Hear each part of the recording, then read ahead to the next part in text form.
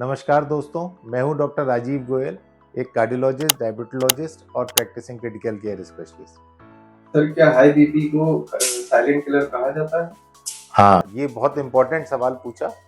High BP को silent killer इसलिए कहा जाता है क्योंकि कई बार बीपी हमें पता ही नहीं लगता कि हमारा ब्लड प्रेशर बढ़ा हुआ है और बीपी 120/80 से 130/80, 140/90, 150/90 तक होने लगता है।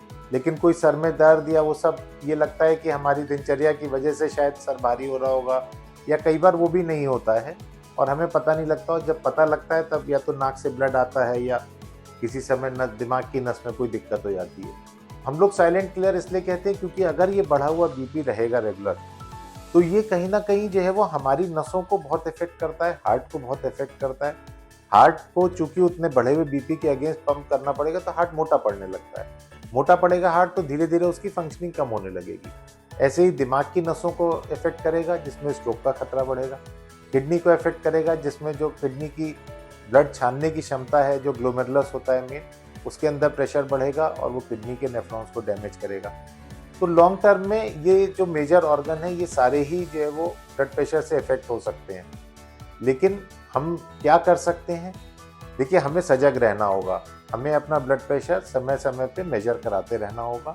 और आजकल तो इतने बढ़िया ऑटोमेटेड इंस्ट्रूमेंट आ रहे हैं, घर पे अगर आप डाइनिंग टेबल पे बैठ करके प्रॉपर तरीके से अगर बांध के उसको नापते हैं तो लगभग ठीक आता है बीपी। फिर भी अगर कोई वेरिएशन आ रहा है तो अपने पास में जो भी आपके डॉक्टर हो, ट्रीटिंग फिजिशियन हो, उनके पास जाइए, बीपी अपना चेक कराइए। हर महीने 2 महीने पे चेक करा लीजिए, आप इससे बचे रहेंगे। लेकिन अगर वो बीपी थोड़ा भी बढ़ा हुआ आता है तो हमें कुछ बहुत बेसिक चीज़ें में चेंज करना पड़ेगा, जैसे अपना खान-पान। हमें नमक कम से कम लेना पड़ेगा, घी तेल कम से कम लेना पड़ेगा। दूसरा, लाइफ़स्टाइल में हमें एक्सरसाइज़ को इंक्लूड करना पड़ेगा।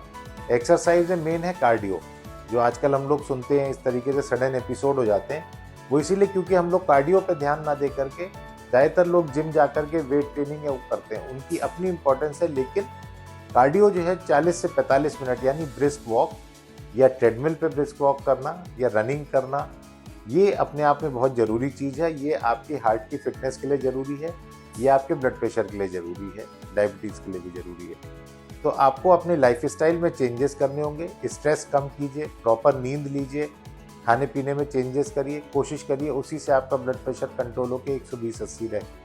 खास तौर पे 50 साल से नीचे यंग लोगों का तो 120/80 रहना चाहिए। और अगर मान लीजिए उससे नहीं कंट्रोल हो पा रहा है तो बिल्कुल मत हिचकिचाइए, क्योंकि आजकल जो ब्लड प्रेशर की टैबलेट आती है वो आपके बीपी कंट्रोल के साथ साथ आपके मेजर ऑर्गन को प्रिवेंट करती है। यूएस एफडीए, जो यूएसए की सबसे बड़ी संस्था है, वो किसी भी ऐसी दवाई को मान्यता नहीं देती है जो किडनी या हार्ट इसको प्रोटेक्ट ना करती हो। तो इसलिए वो बीपी की टैबलेट नहीं है, वो बेसिकली आपकी मेजर ऑर्गन को प्रिवेंट कर रही है। तो इसलिए कभी मत हिचकिचाइए और उसके दवाई से उसको कंट्रोल रखिए और स्वस्थ रहिए, एक स्वस्थ लाइफस्टाइल बनाइए। Thank you.